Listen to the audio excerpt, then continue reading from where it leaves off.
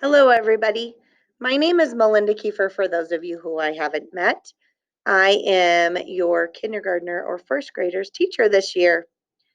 So I'm going to be sharing some further information. I know we already shared quite a bit of information prior to the first week of school, but we're going to share some further details about what our school year is going to look like. This presentation is something we would normally do at a back to school night that would be 45 minutes long. And I'm going to try to fit this into roughly 15 minutes. So I will send out the slideshow of information when I'm done, and you can certainly go through it and look more specifically at each slide and the information that's in there, and let me know if you have any questions. I'm not going to read every single slide as I go through, but let me know if you have further questions. So how do kindergartners and first graders learn? It is our priority here at STOT and my priority as a teacher to make sure that our kindergartners and first graders are learning in a developmentally appropriate way. So we are trying to give them a learning experience where they can experience the world, where they can explore and question and wonder, where they can do lots of hands-on activities with materials to explore. And all of these ways for learning then allow for some natural differentiation to occur, especially in a K-1 classroom. So what does your child's day look like? So here's our schedule for the year. We start out in the morning with a soft start and morning meeting. Then we have literacy that's broken up by a morning recess. We have an early lunch time and recess. And in the afternoon, we have math, plus an afternoon snack and recess, our specials time. And then at the end of the day, we have math centers and purposeful play. And opposite that, we have small group instruction. So kindergartners are in centers and then play, while first graders are in the classroom with me, and then we swap. End of the day, we have stack and pack around 3 o'clock.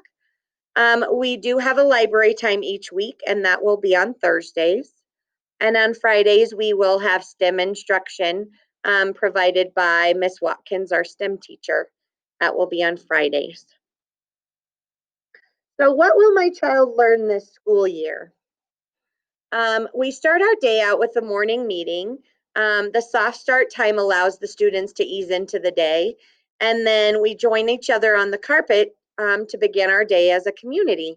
And this is a time where we not only can build a community of caring and respectful learners, but also we can practice some academic and some communication skills. So that's an important time in our day. During literacy, your child will be completing meaningful literacy activities that should both engage and inspire their literacy development. So these include things in reading, writing, and word study.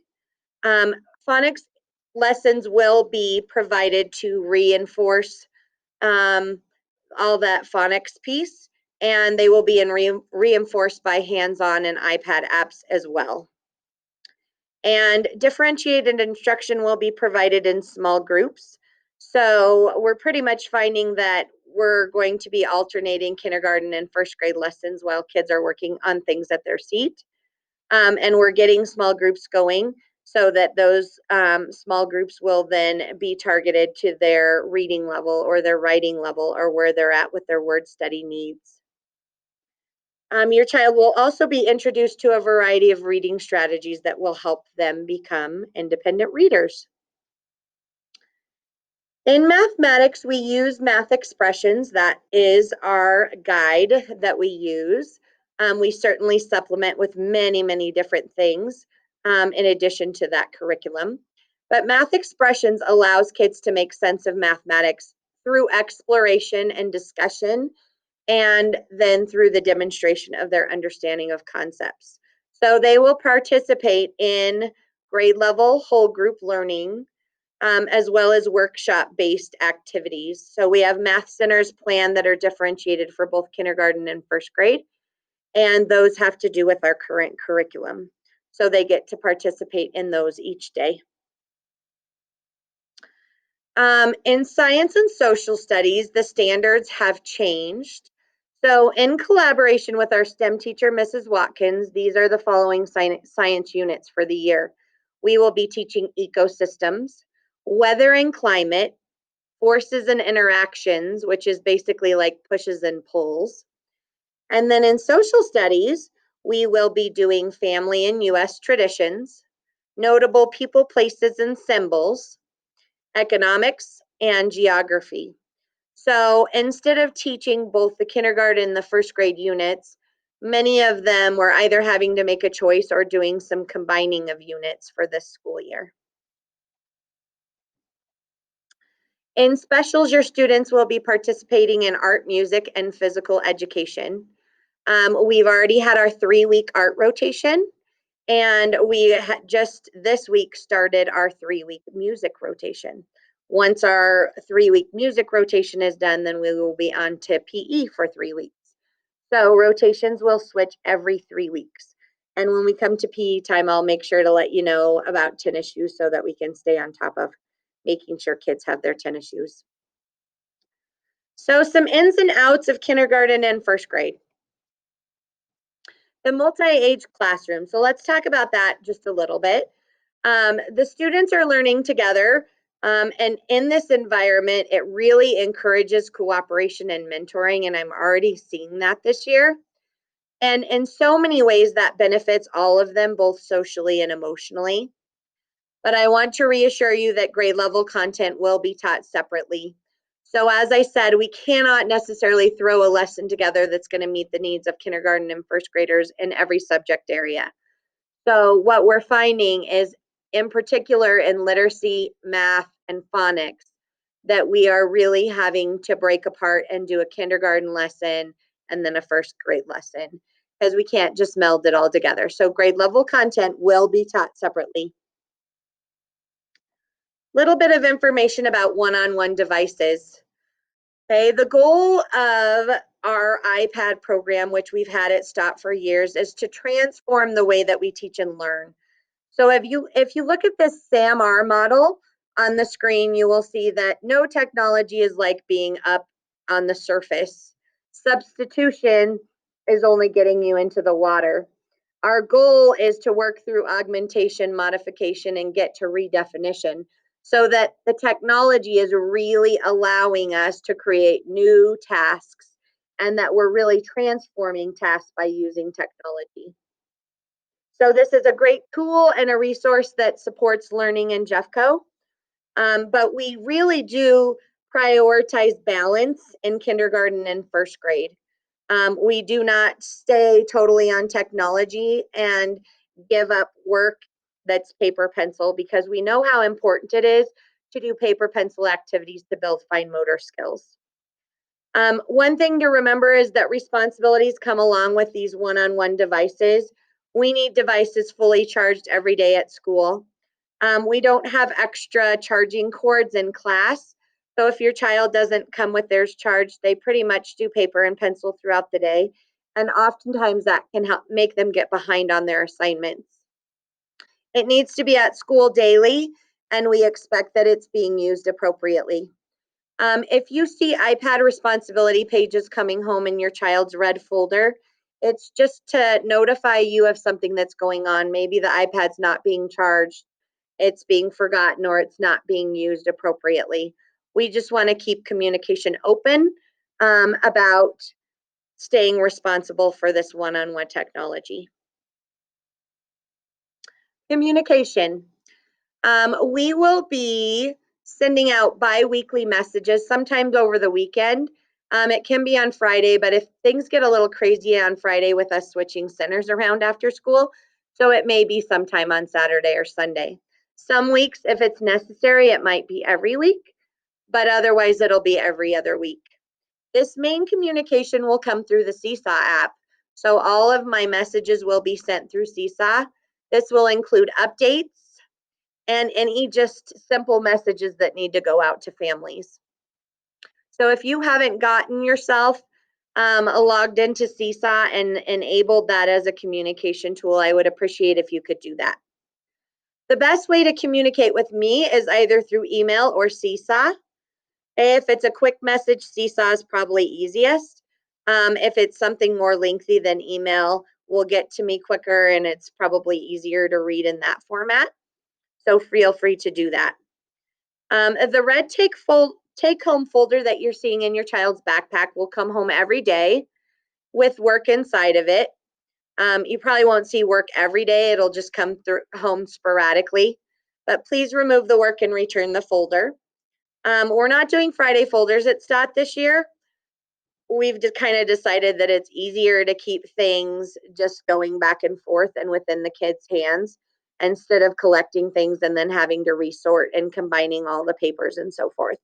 So please make sure you are checking that red take-home folder on a daily basis. We do use standards-based grading in Jeffco at the elementary level. So those of you who are new at the kindergarten level, you can see the academic performance levels on the slides. Meeting the standard is a 3, exceeding the standard is a 4, progressing toward the standard is a 2, and lacking adequate progress is a 1. So for the most part, the goal is that your child is meeting the standard, which is a 3. Occasionally throughout the year, if they are having a hard time and they're not quite there, they might be progressing toward the standard. And just know that 4s are not something that we typically hand out very often. To be exceeding the standard in a specific standard, your child would actually have to be performing at the grade level above consistently.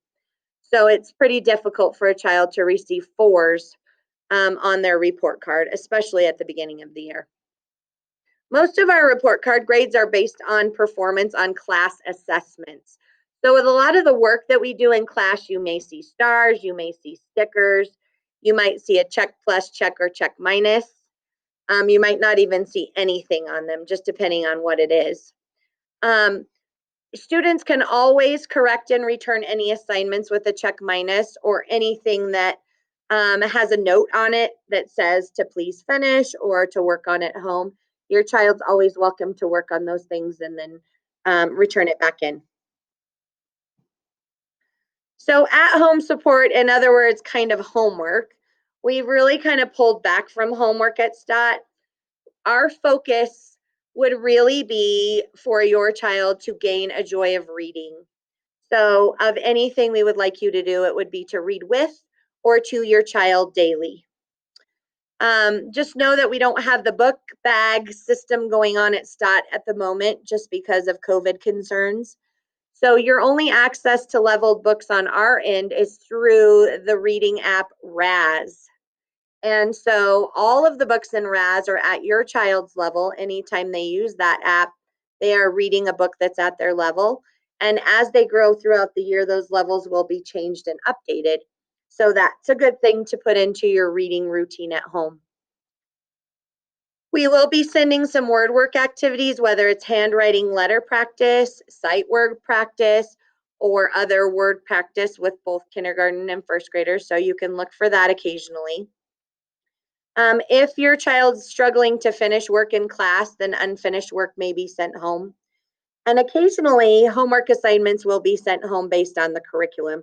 So those are more project based, like the traditions project that we're going to be working on.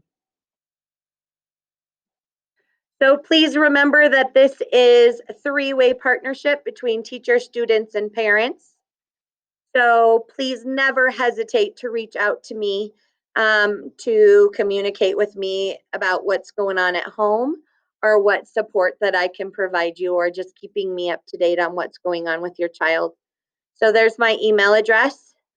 Voicemail I don't use too often, although when you do leave a voicemail, it does go to my email, so that's helpful. But like I said, the Seesaw app is another great way for you to get a hold of me. So thank you, and I hope that information was helpful. Please let me know if there's any questions that you have. And like I said, I will send both this slideshow and my original slideshow from the start of school with kind of just the basics, so that you have that if you need to refer to it for any further information. So thank you so much and have a wonderful day.